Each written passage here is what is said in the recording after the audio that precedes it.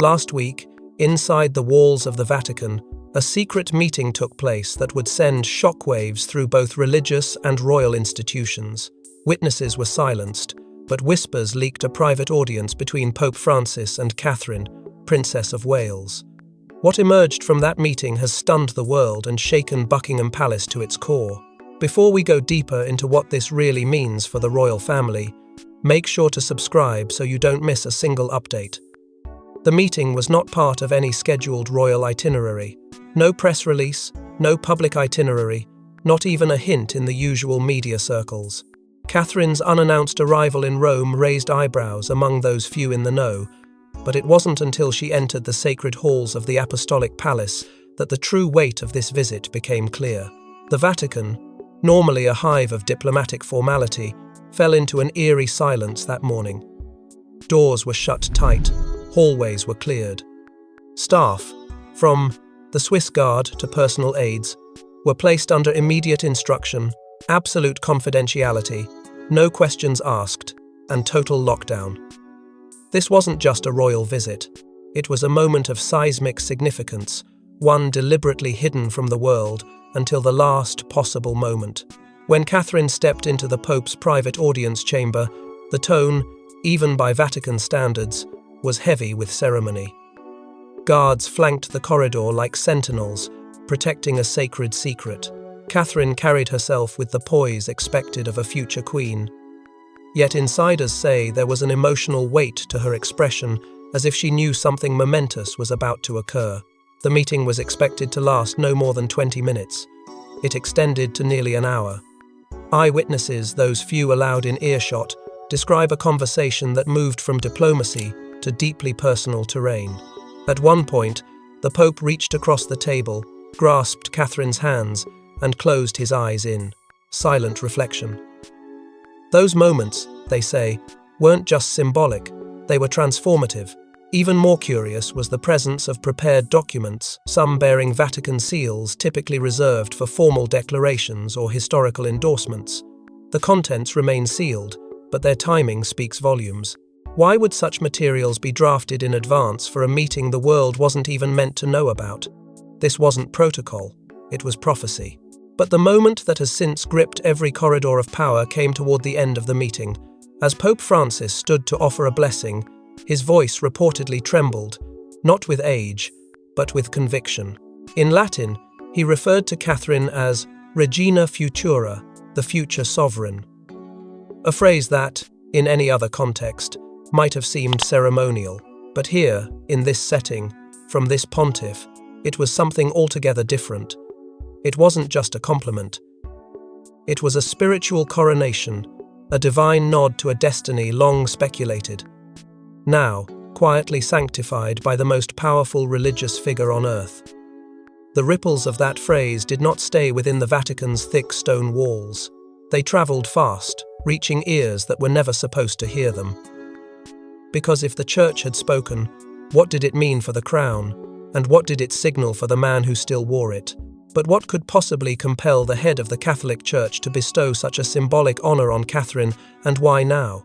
Those present in the Vatican chamber during the final moments of the meeting describe a moment so profound it left seasoned cardinals in stunned silence. Pope Francis, breaking centuries of tradition, reportedly stood, placed his hand on Catherine's shoulder, and uttered words no non-monarch has heard in 1,000 years. The atmosphere inside that chamber had shifted.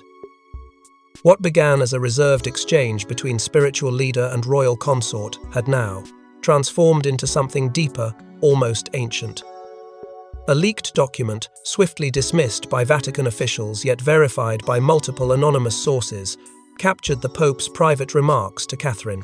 In it, he spoke not of titles or thrones, but of moral sovereignty, of leadership rooted not in bloodline, but in compassion. He called her a symbol of divine steadiness in turbulent times, a phrase that has since been whispered across royal halls and religious sanctuaries alike. These weren't words of comfort, they were declarations. And then, something happened that hadn't occurred in living memory. Pope Francis, eyes closed and voice low, recited a Latin blessing, one historically reserved for those ascending into divine leadership. It was not the blessing of a pope to a pilgrim. It was the right of a pontiff to a queen. The motion of his hand across her brow, the solemn tone, and the ceremonial pause after it all bore eerie resemblance to ancient coronation rituals, observed before the Vatican had fully distanced itself from monarchical customs. Catherine, overwhelmed yet poised, reportedly bowed her head not out of deference, but perhaps instinct, as if sensing the gravity of the moment before her mind could process it. The shift was palpable. What began as a quiet moment of faith now carried the weight of international significance. Reports claim that the Pope's words were meant to stay within those walls, but the Vatican's silence in the face of growing media storms only fueled the mystery. Adding to the intrigue, papal photographers, who are typically allowed to document even the most discreet audiences, were barred from entering the room. Aides say the instruction came directly from the Pope himself. There would be no images, no formal record, only memory and whispers. And what of Catherine? Those who saw her immediately after the audience describe a woman forever changed. As she stepped out of the chamber, her eyes were visibly red, and, for a fleeting moment, she paused, facing the frescoed walls as if gathering herself. There were no smiles, no rehearsed gestures, just stunned silence and an overwhelming presence that followed her like a shadow. Some say she looked like she had seen her future laid bare. Others believe she'd just inherited a crown no one had yet offered her in public, but one that had been placed upon her in spirit. Yet while Catherine remained composed, Buckingham Palace was already preparing for fallout of biblical proportions. When King Charles was briefed about the Vatican incident, palace aides described his reaction as one of restrained fury. But beneath the royal calm, insiders say the king feared something far more dangerous, that he was no longer in control of the monarchy's spiritual image. The briefing came not in the comfort of his private study, but in the war room of the palace where crises are managed, not anticipated. The moment the words Regina Futura were spoken aloud, a silence settled across the room, broken only by the sound of Charles clenching his jaw. He hadn't been informed. No one had. The Vatican visit had slipped past every channel, every schedule, every layer of palace intelligence. Catherine had moved alone, independently, and with a power no one had expected her to wield. For a monarch who had spent years crafting a modern yet sacred image of his reign, this wasn't just an oversight, it was a blindside, a betrayal of protocol, and perhaps, in his eyes, something far worse. An emergency meeting was called within the hour. Camilla arrived first, her expression unreadable, followed by a trail of aides and advisors, most of whom looked shell-shocked. Phones were silenced, windows sealed, doors closed. Inside, Charles demanded answers, but there were none. No one could explain how Catherine's audience with Pope Francis had not only happened without palace consent, but had resulted in a symbolic anointment with global consequences. The Pope had spoken, the world had listened, and now the king was left to wrestle with a new truth. His crown no longer stood alone as the highest authority. What disturbed Charles more than the Vatican's actions was what it represented, the quiet collapse of his spiritual campaign. The Faith Defender Initiative, a carefully curated program to redefine his reign through moral and religious unity, was suddenly irrelevant. Catherine, without speeches, without press conferences, had done in one silent meeting what Charles had failed to do in decades of royal posturing. She had become the spiritual heart of the monarchy, not through declarations, but through divine implication.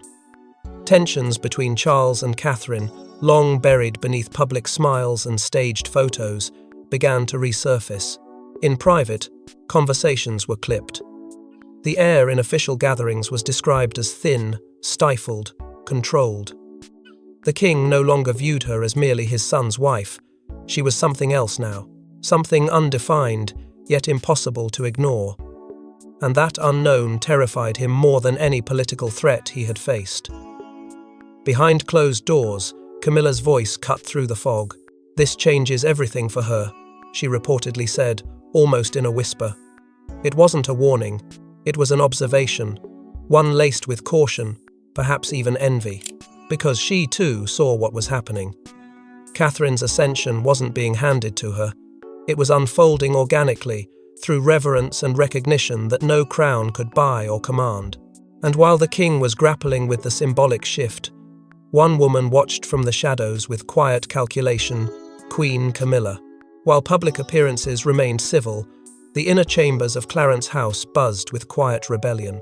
Queen Camilla, long wary of Catherine's rising influence, began orchestrating a series of moves that signaled an undeclared war. Her target, the Vatican endorsement, and everything it implied. For Camilla, the danger wasn't in the headlines, it was in the silence behind them. The lack of a formal statement from the palace meant only one thing: they were buying time, scrambling for control, and Camilla refused to watch from the sidelines. Within hours of the leaked Vatican transcript, she reached out to high-ranking officials within the Church of England. The calls were described as warm but urgent. Her aim was clear: to reaffirm the Crown's alignment with the national church and remind the public where the monarchy's true religious heritage lay. It was a preemptive strike, subtle yet deliberate, intended to undermine the weight of the Pope's blessing without appearing combative. Simultaneously, whispers began to ripple across London's media circles. Royal-friendly journalists received quiet nudges, suggesting the Vatican meeting had been overblown, merely a symbolic gesture misinterpreted by outsiders.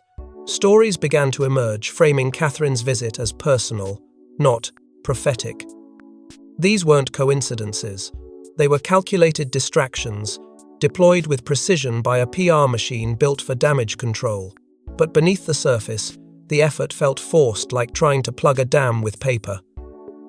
She urged Charles to make a public statement, reaffirming William as the sole heir, subtly repositioning Catherine as secondary to the throne's path.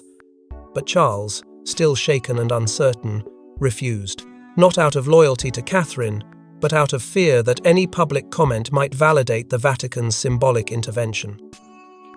His silence, though unintended, spoke volumes, and to Camilla, it felt like betrayal. The chain of command was fraying, and control was slipping faster than she could grasp it. Inside the palace, the tension became personal. William, protective and composed, kept his distance. But behind closed doors, his conversations with Camilla reportedly turned sharp. Sources say she questioned his judgment, warned him that Catherine's image was growing beyond the bounds of the monarchy's comfort. He replied with quiet resolve, and didn't back down. Their once cordial relationship fractured into something far more complex, a cold standoff masked by public unity. Among Camilla's closest circle, frustration boiled into insult. One advisor, in a moment of candor, referred to Catherine as drunk on divine favor, a phrase that quickly made its way into royal gossip columns. The implication was clear, that Catherine had allowed the Vatican's words to intoxicate her sense of purpose. But even that insult felt like an admission, an acknowledgement that Catherine's influence had become uncontrollable. Still, the royal PR firms worked overtime to keep the narrative on course. Carefully worded statements, scripted interviews, and staged family appearances all echoed the same phrase: the royal family stands united. But inside the walls of Clarence House, unity was a facade. A quiet war had begun, one fought not with declarations, but with silence, symbolism, and shadows.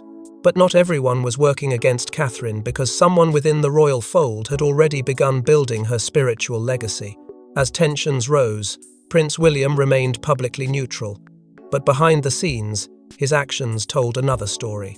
Those closest to the couple say he has taken an unspoken oath to shield Catherine not just from scandal, but from forces that would silence her rise. When the Vatican Declaration sent shockwaves through Buckingham Palace, William stood at the center of a gathering storm. Yet, unlike the others, he didn't scramble for control. He didn't rush to condemn or clarify. He chose silence, not as retreat, but as resistance. Advisors noted immediately that he refused to engage in any counter-narrative. He would not contradict the Pope's words.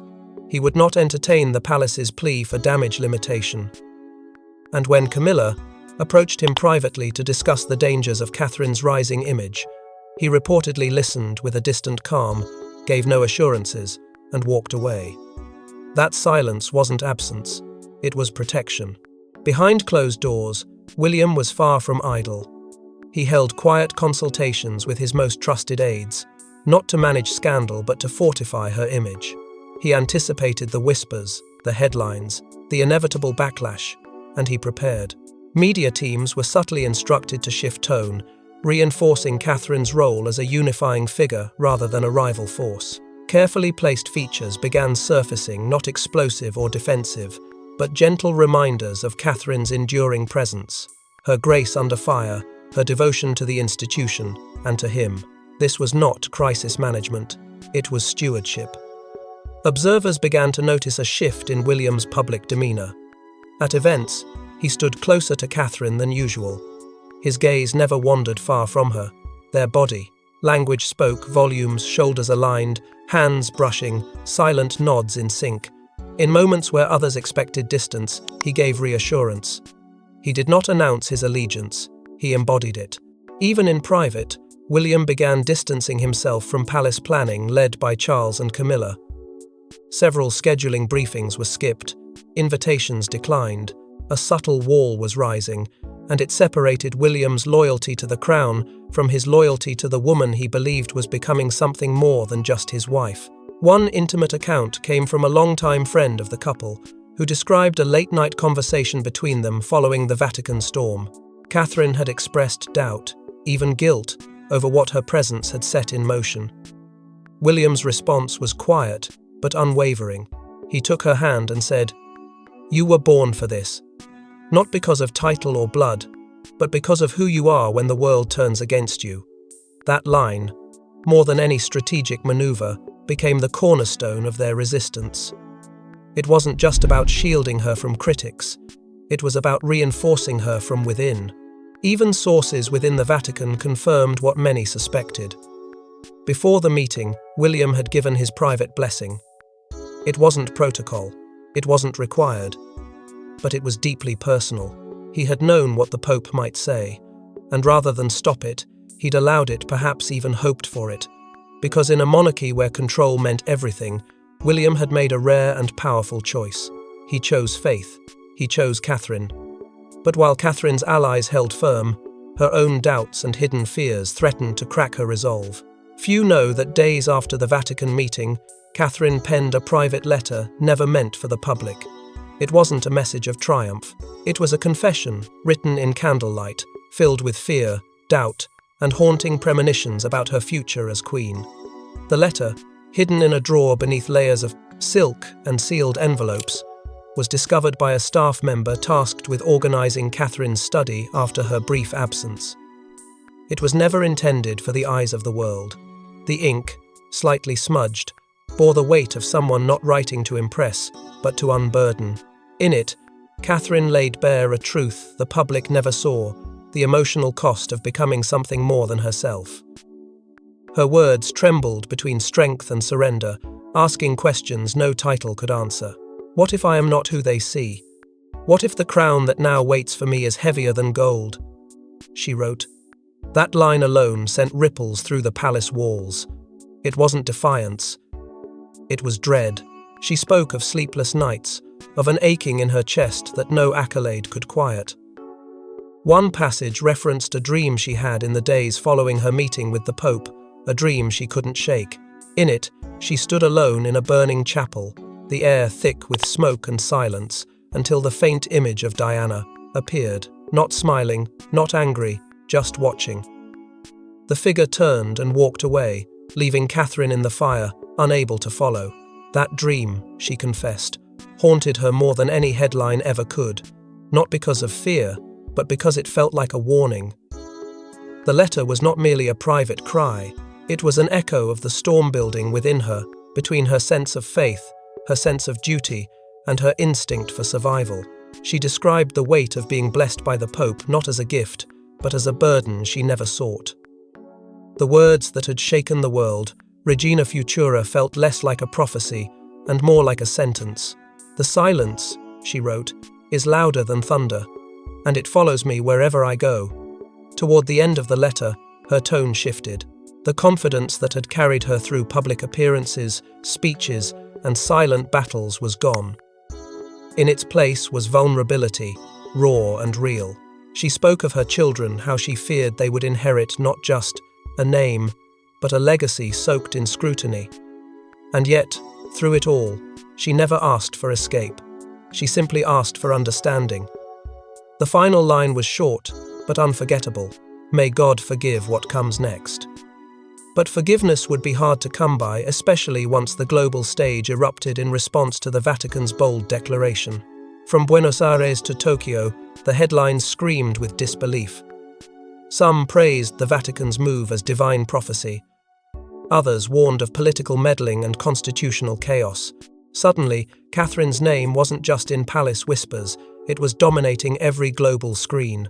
The Vatican's symbolic anointment had ignited something that no palace advisor could have predicted: an uncontrollable, electrified storm of reaction.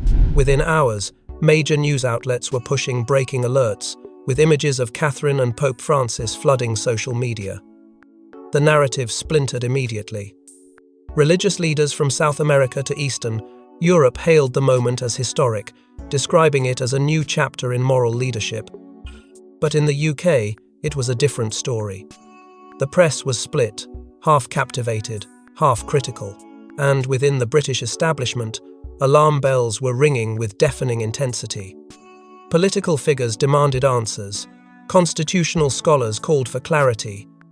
Was this moment merely spiritual, or was it being interpreted as succession? Parliament, still reeling from a decade of quiet royal evolution, found itself forced into uncomfortable debates.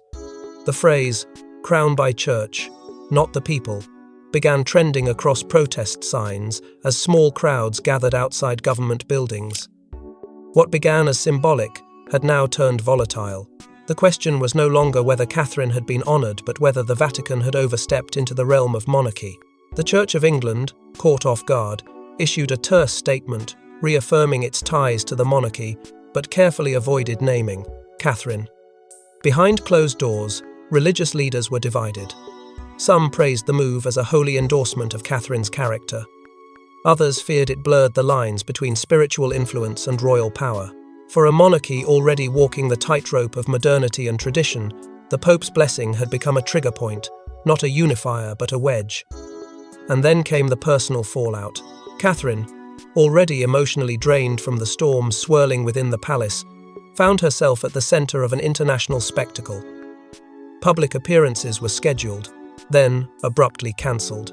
Security teams reported surging crowd sizes and a spike in threats, some praising her, others condemning what they saw as an affront to the monarchy's secular integrity.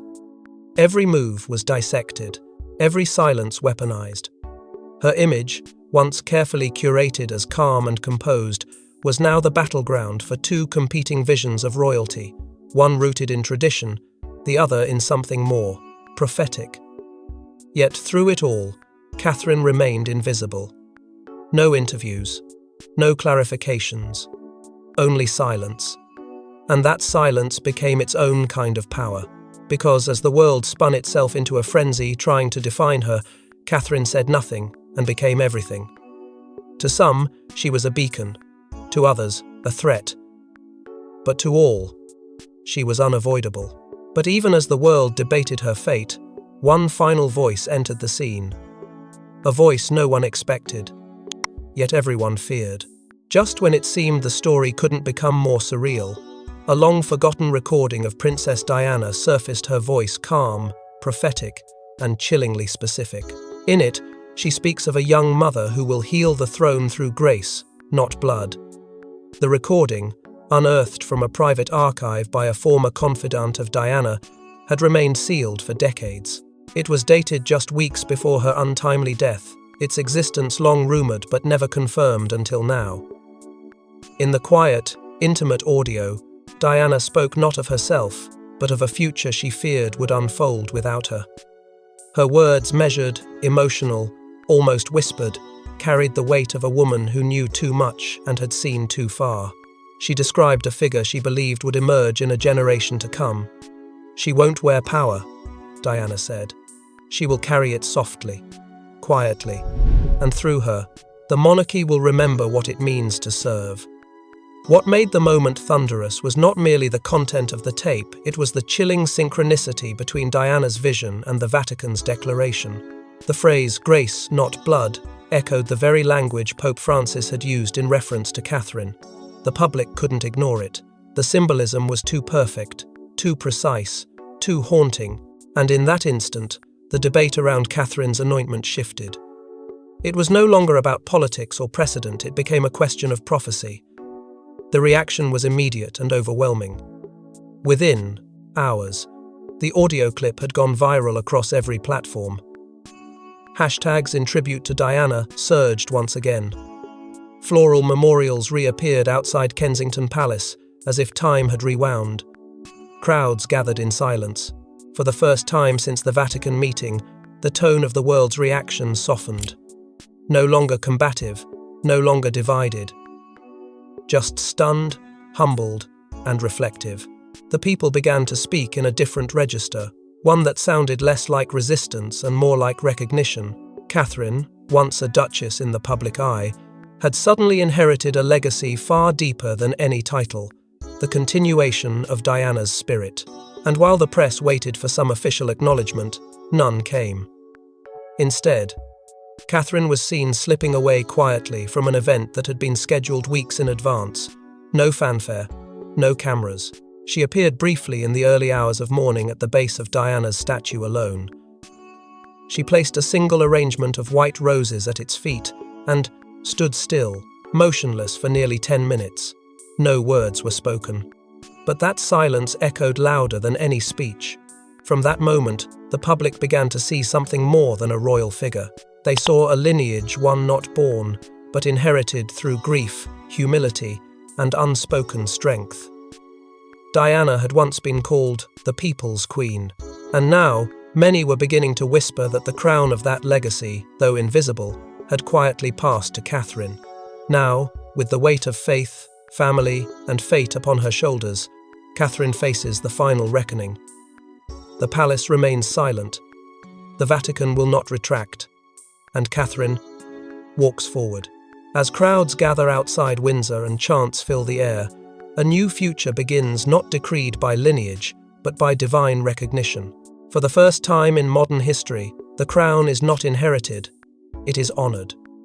In the days following the storm, no formal announcement was made, no press conference, no royal decree, but the energy across the kingdom shifted, palpable, undeniable, reverent. Catherine emerged, not from behind palace gates, but from within the hearts of a public who had come to see her not just as a duchess or a princess, but as something far more symbolic. A quiet, composed figure standing in the eye of a storm she never asked to enter, yet never once tried to escape. She didn't run from the weight placed upon her. She carried it. And then, after weeks of speculation, came the only official statement the palace would release. It was short. It was deliberate. And it said everything. Her loyalty is her crown. The words didn't clarify succession. They didn't settle constitutional debates. But they marked a shift the world couldn't ignore. It wasn't about titles. It was about truth. And the truth was this. Catherine had been chosen, not by law, but by legacy, by faith, and by something no monarch can ever command. The will of the people. When William and Catherine stepped out together days later, hand in hand, the crowd's roar was not the cry of subjects greeting their sovereigns. It was the release of something long held back, hope. They stood together not as rulers, but as a vision of unity, of renewal. William's presence was strong, but his posture made clear who the moment belonged to.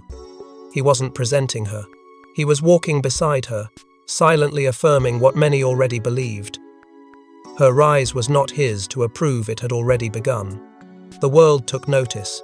Nations that once criticized the monarchy's distance praised its new human face. Global headlines shifted from skepticism to celebration. Across Europe, church leaders commended the courage of the Vatican.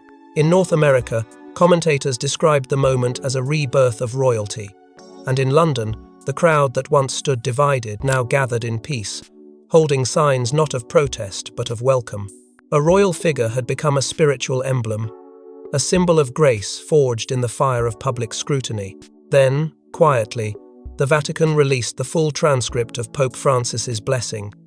In it, he spoke not of power, but of humility, not of rule, but of responsibility. The future, he wrote, belongs not to the one who commands, but to the one who carries.